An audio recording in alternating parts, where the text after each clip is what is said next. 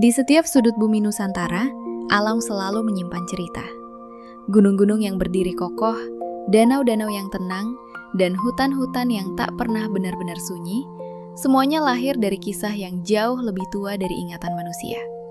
Malam ini, kita akan menelusuri salah satu kisah terbesar dari Tanah Sunda.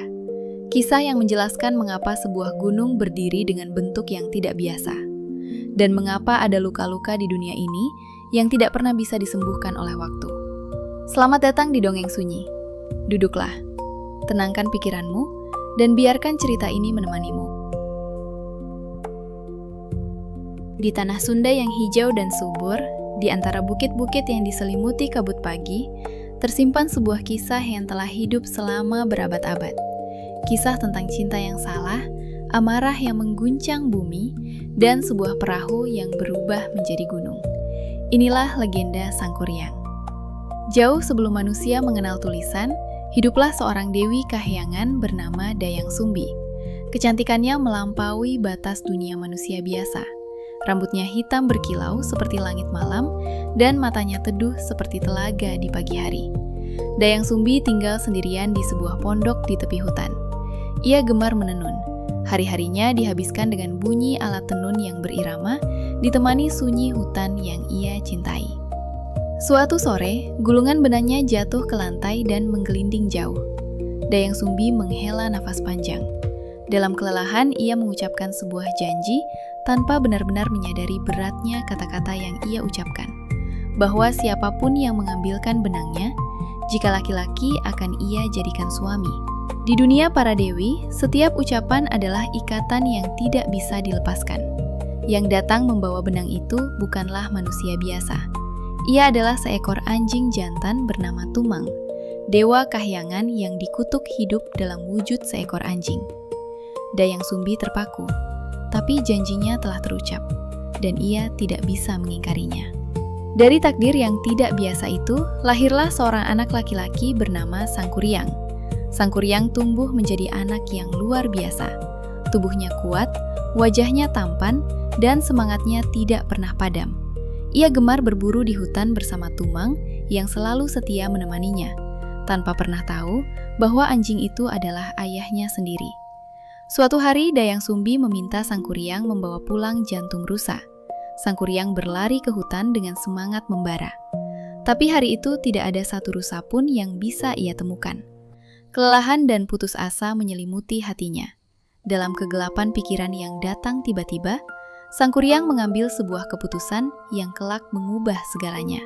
Tumang yang setia, yang selalu ada di sisinya, menjadi korban dari amarah dan keputusasaan sang anak. Ketika kebenaran terungkap di hadapan Dayang Sumbi, hatinya hancur berkeping-keping. Kehilangan Tumang dan mengetahui perbuatan anaknya dalam waktu yang bersamaan adalah luka yang terlalu dalam untuk ditanggung. Dengan tangan yang gemetar, ia mengambil sendok nasi dan memukulkannya ke kepala Sangkuriang. Lalu dengan hati yang remuk, ia mengusir anaknya pergi ke dalam hutan. Sangkuriang berlari, menghilang di telan pepohonan dan kabut, dan Dayang Sumbi menangis sendirian malam itu, kehilangan segalanya dalam satu hari. Bertahun-tahun berlalu, puluhan tahun. Dayang Sumbi tidak menua karena begitulah takdir seorang dewi. Wajahnya tetap seperti perempuan muda 20-an tahun. Sementara di luar sana, Sangkuriang tumbuh menjadi pemuda yang gagah. Ia berkelana dari satu hutan ke hutan lain, dari satu desa ke desa lain. Amarahnya perlahan memudar, dan kerinduan akan ibunya tumbuh menggantikan luka lama. Suatu sore, langkahnya membawa ia kembali ke daerah yang terasa familiar. Dan di tepi hutan itu, ia melihat seorang perempuan yang kecantikannya membuat seluruh langkahnya terhenti. Ia tidak mengenalinya, dan Dayang Sumbi pun tidak langsung mengenali anaknya yang telah pergi puluhan tahun lalu. Mereka bertemu, berbicara, dan perlahan Sangkuriang jatuh cinta. Tapi suatu hari ketika Dayang Sumbi membelai rambut Sangkuriang, jarinya menyentuh sebuah bekas luka di kepala, berbentuk seperti sendok. Seluruh tubuh Dayang Sumbi membeku. Ia tahu, pemuda yang telah mencuri hatinya, yang datang dengan senyum yang begitu familiar, adalah anaknya sendiri. Sangkuriang yang pergi puluhan tahun lalu dan kini kembali tanpa mengenalinya. Dayang Sumbi menangis dalam diam malam itu, dan ia tahu Ia harus menghentikan semua ini dengan cara apapun. Keesokan harinya, Dayang Sumbi menyampaikan sebuah syarat yang tampaknya mustahil. Sangkuriang harus membangun sebuah danau besar dan sebuah perahu raksasa dalam 1 malam saja, sebelum fajar menyingsing. Sangkuriang menerima tantangan itu tanpa ragu. Malam itu ia bekerja dengan seluruh kesaktian yang ia miliki. Para jin dan makhluk gaib datang membantunya. Pohon-pohon tumbang, tanah bergerak membentuk cekungan besar. Air mengalir deras mengisi setiap sudutnya. Dayang Sumbi memantau dari kejauhan dengan jantung yang berdegup semakin kencang. Pekerjaan itu hampir selesai. Perahu hampir rampung. Danau hampir penuh. Dan fajar belum juga datang. Dalam kepanikan, Dayang Sumbi membentangkan kain sutranya ke arah timur dan memohon kepada para dewa agar fajar datang lebih cepat dari biasanya. Langit timur tiba-tiba memerah. Cahaya fajar menyebar ke seluruh penjuru. Ayam-ayam berkokok serentak, dan seluruh makhluk gaib yang membantu Sangkuriang berlarian menghilang.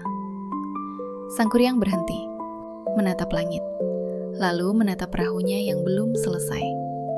Dan kemarahannya meledak, seperti gunung yang lama tertahan. Dengan seluruh tenaga dan amarah yang membakar dadanya, Sangkuriang menendang perahu raksasa itu.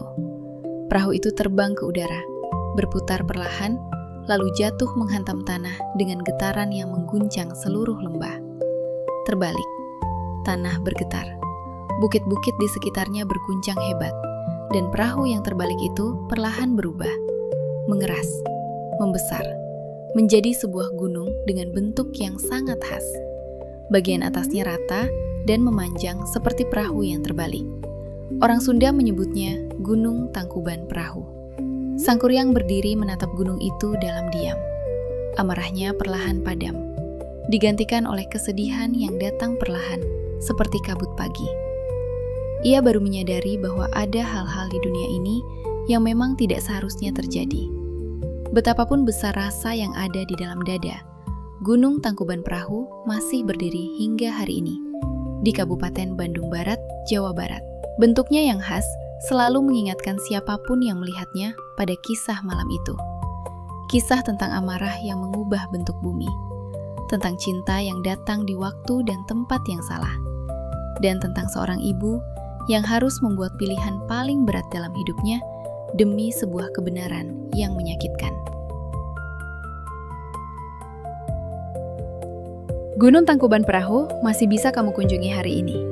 Berdiri tenang di Bandung Barat, diselimuti kabut dan udara dingin yang menyejukkan. Tapi kini kamu tahu, di balik keindahannya, tersimpan sebuah kisah tentang cinta, amarah, dan takdir yang tidak bisa dilawan. Semoga cerita malam ini menemanimu dengan tenang, semoga mimpimu indah, dan semoga esok hari kamu bangun dengan hati yang lebih bijak dari hari kemarin. Sampai jumpa di cerita berikutnya, di Dongeng Sunyi.